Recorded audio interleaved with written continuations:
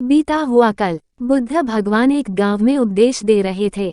उन्होंने कहा कि हर किसी को धरती माता की तरह सहनशील तथा क्षमाशील होना चाहिए। क्रोध ऐसी आग है जिसमें क्रोध करने वाला दूसरों को जलाएगा तथा खुद भी जल जाएगा।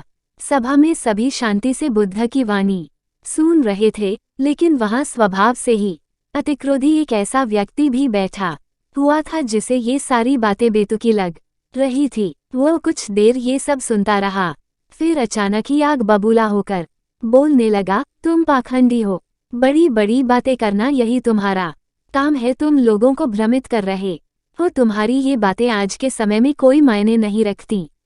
ऐसे कई कटु वचनों सुनकर भी बुद्ध शांत रहे। अपनी बातों से ना तो वह दुखी हुए, ना ही कोई प्रतिक्रिया कि ये देखकर वह व्यक्ति और भी क्रोधित हो गया और उसने बुद्ध के साथ गलत व्यवहार कर वहां से चला गया।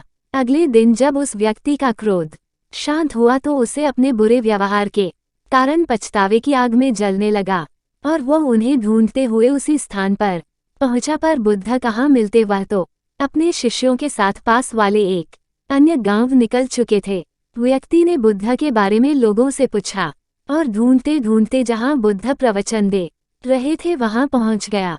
उन्हें देखते ही वह उनके चरणों में गिर पड़ा और बोला, मुझे क्षमा कीजिए प्रभु। बुद्ध ने पूछा, कौन हो भाई, तुम्हें क्या हुआ है, क्यों क्षमा मांग रहे हो?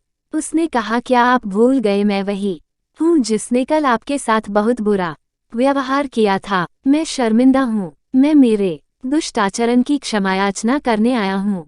भगवान बुद्ध ने प्रेमपूर्वक कहा, बीता हुआ कल तो मैं वही छोड़कर आया गया और तुम अभी भी वही अटके हुए हो। तुम्हें अपनी गलती का आभास हो गया, तुमने पश्चाताप कर लिया, तुम निर्मल हो चुके हो। अब तुम आज में प्रवेश करो। बुरी बातें तथा बुरी घटनाएं याद करते रहने से वर्तमान और भविष्य दोनों बिगड़ते जाते हैं। बीते हुए कल के कारण आज को मत बिगाड़ो। उस व्यक्ति का सारा बोझ उतर गया। उसने भगवान बुद्ध के चरणों में पड़कर क्रोध त्याग का तथा क्षमाशीलता का संकल्प लिया। बुद्ध ने उसके मस्तिष्क पर आशीष का हाथ रखा। उस दिन से उसमें परिवर्तन आ गया और उसके जीवन में सत्य, प्रेम व करुणा की धारा बहने लगी। मित्रों, बहुत बार हम भूत में की गई किसी गलती के बारे में सोचकर बार बार दुखी होते और खुद को कोसते हैं। हमें ऐसा कभी नहीं करना चाहिए। गलती का बोध हो जाने पर हमें उसे कभी ना दोहराने का संकल्प लेना चाहिए।